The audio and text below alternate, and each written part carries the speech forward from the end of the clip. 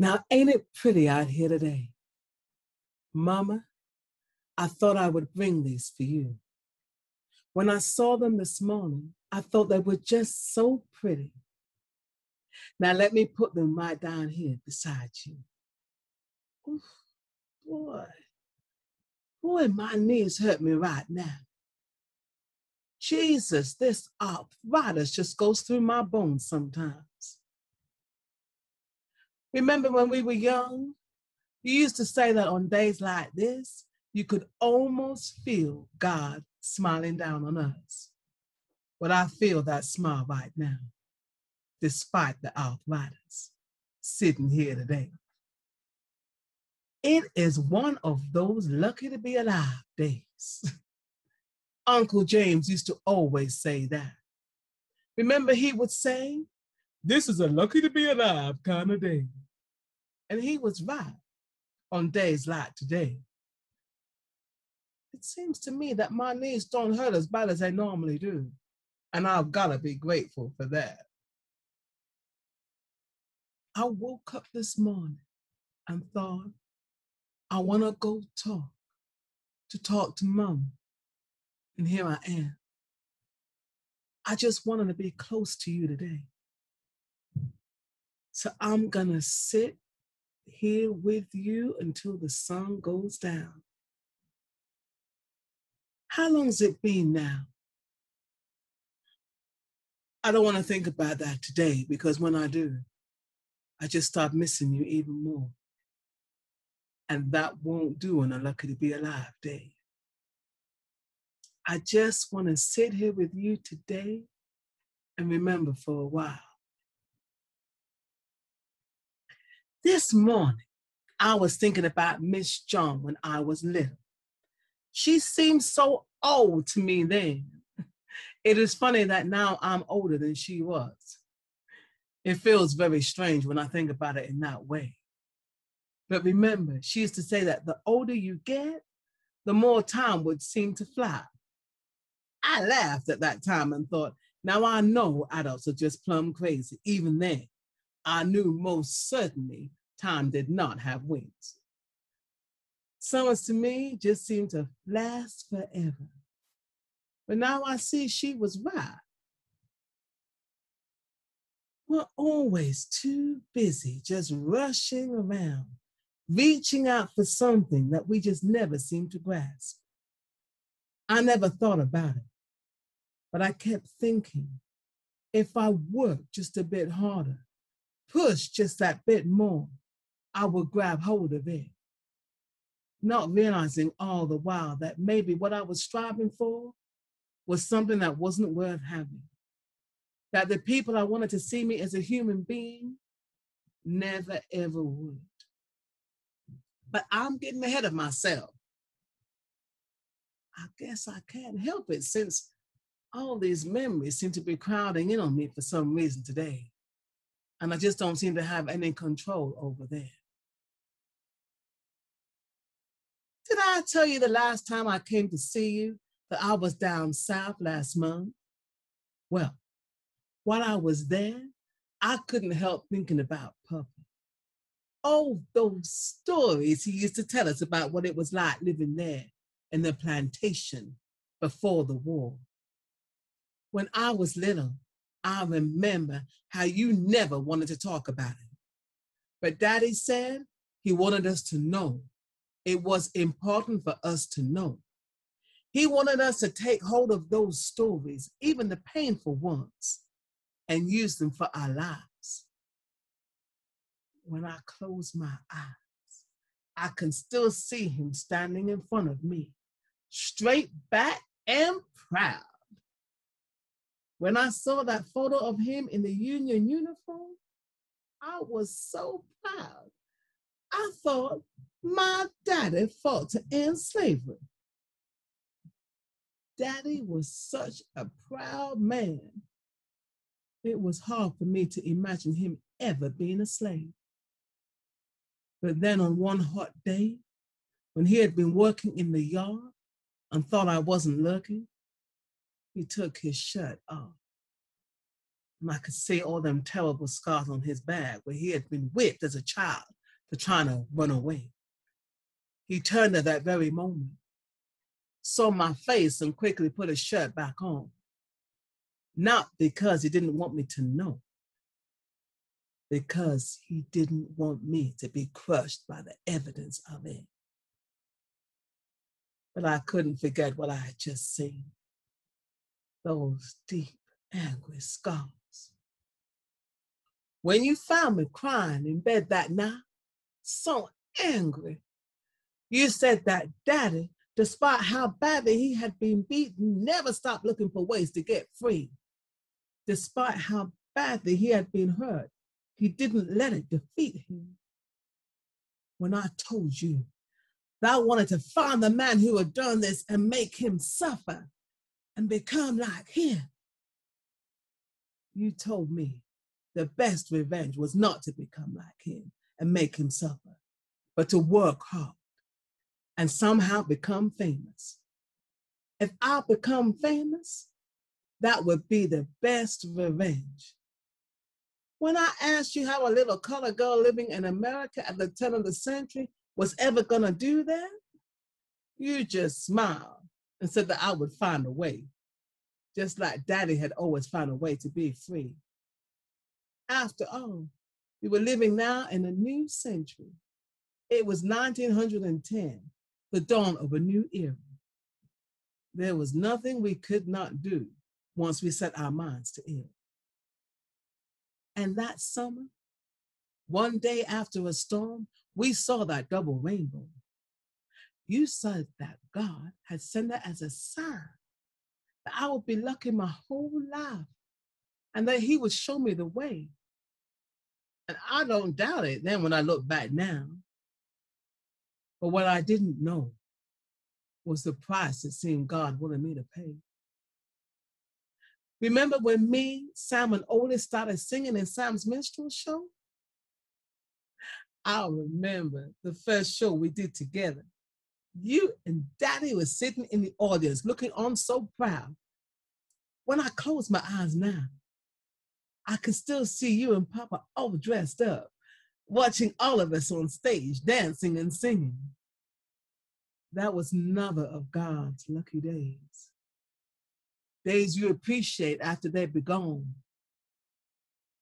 We did not know then that Otis would die soon after. That was just such a good day. Praise Jesus, it was a blessed day. Me, Sam, and Otis all together performing in Sam's show. I think looking back, that was the happiest I ever was. It's funny you have these moments when everything feels just right, and maybe you don't cherish them as much as you should do. Instead, you rush past them, just looking for the next one to come along. I had no idea what was coming. Otis dying, Mama, was nothing none of us could have expected. He was such a good boy. I do not understand how the Lord could take him away so young. I remember when I was crying, angry with God one day. Aunt Josie said that I just could not understand God's plan, that is all. But to please believe that he would not let us feel this pain for nothing. I never thought I would. But then Otis came to me one night in a dream and said that I was going to do something real special, something to make people proud. So I had to carry on, not just for all them other people, but also for myself. But I think losing Otis is what made me marry so young. Maybe I wanted to find a way to replace him. And then God took him away too, just a few years after we got married. Life can be real hard sometimes. Eventually, I somehow found the strength to carry on. I don't know how, but I chose to see that when I stood up, Otis was standing right along beside me. He seemed to guide me, to show me that when one door closed, another one opened, and one did. I started singing and recording for the best colored record label around. So you remember, I started singing, and you told me that I had such a good voice, how it really suited me. And then I found myself hitched up with the Melody Hounds. Oh, everything took off. We found ourselves constantly recording for radio, and I thought that I have finally found what I was meant to be. And then the market crashed.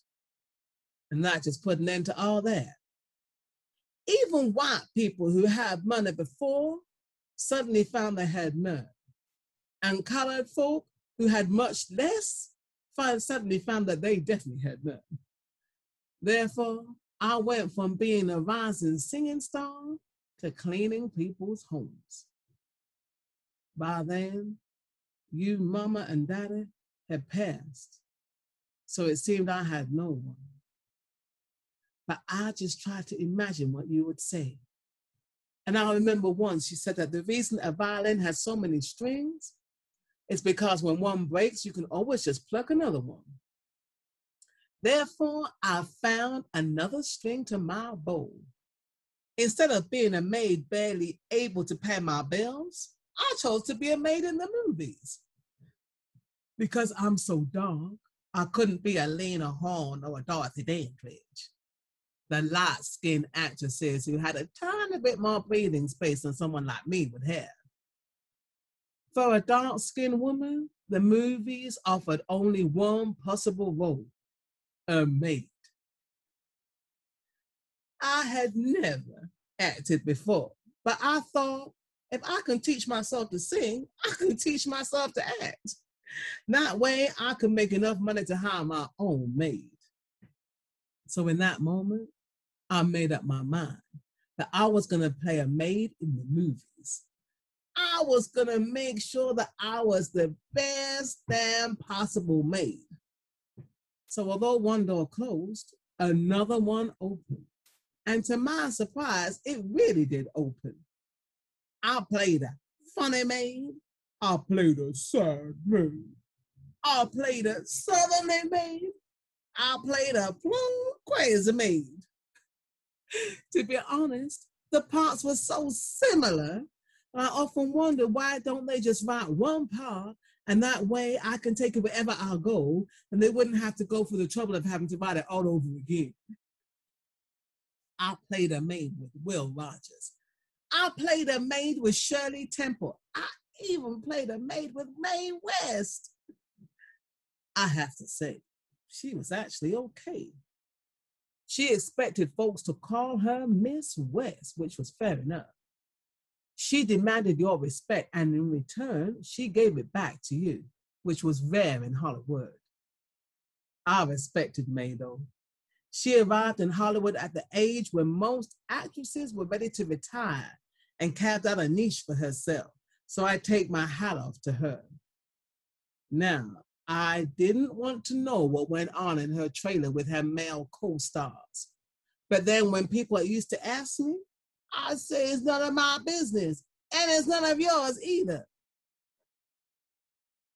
But on most sense, people treated me like I actually was a maid.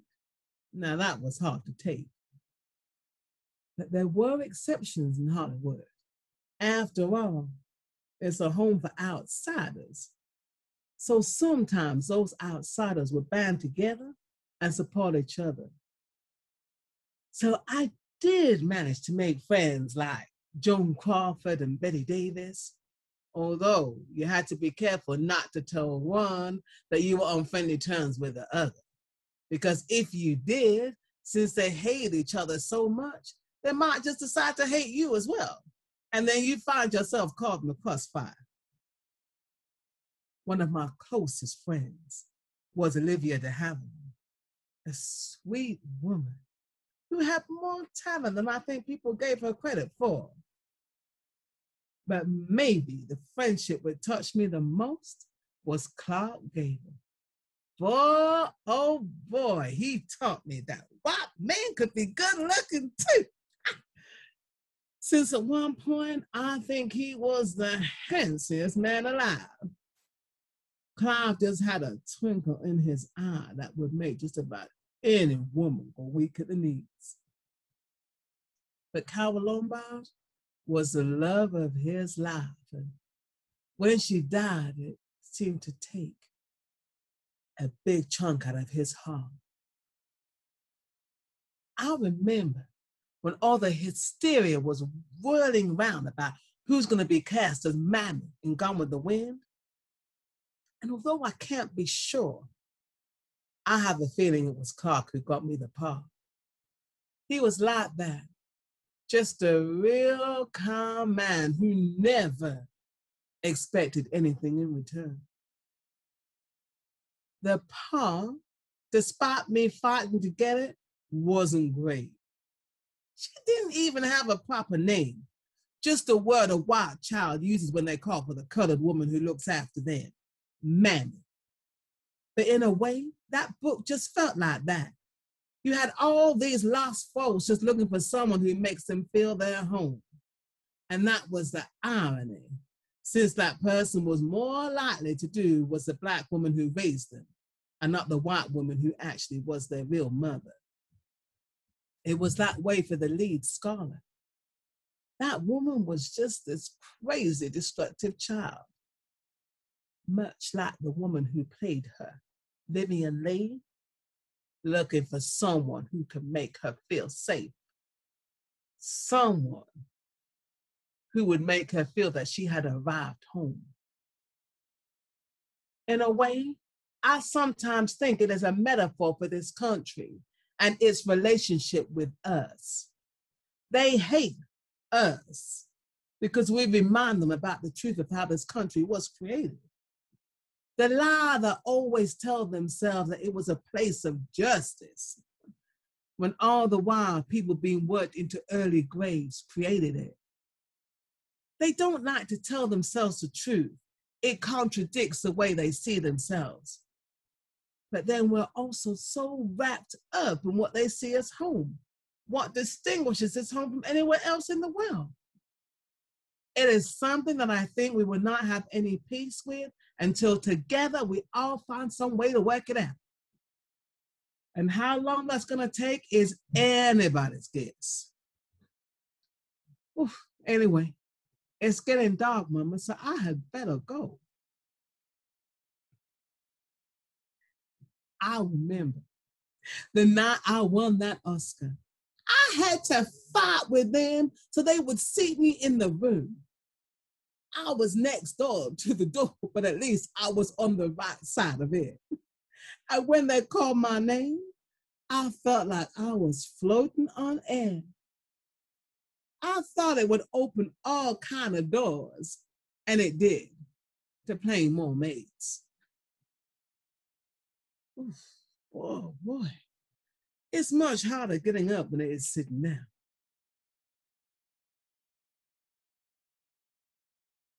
Mama, there's something else I wanted to tell you, and I want to tell it quick. Now, please don't be sad for me since I'm not. But the doctor told me today that there's nothing they can do about this cancer in my breast, so I guess I'll be lying next to you pretty soon. And I'm okay about that now. For a while, I was real sad as I thought I had done nothing with my life. I kept hoping there would be something I did that would have made things better. And for a while, I thought there was nothing. But then when I thought about it, I've done a whole lot I can be proud of. And maybe what matters most is not what I was able to accomplish, but maybe what I encouraged in others. So I decided to give my Oscar for Gone with the Wind to Morehouse College. You know, that college down south? Now, I know that a whole lot of colored folks hated the fact I played maids my whole life.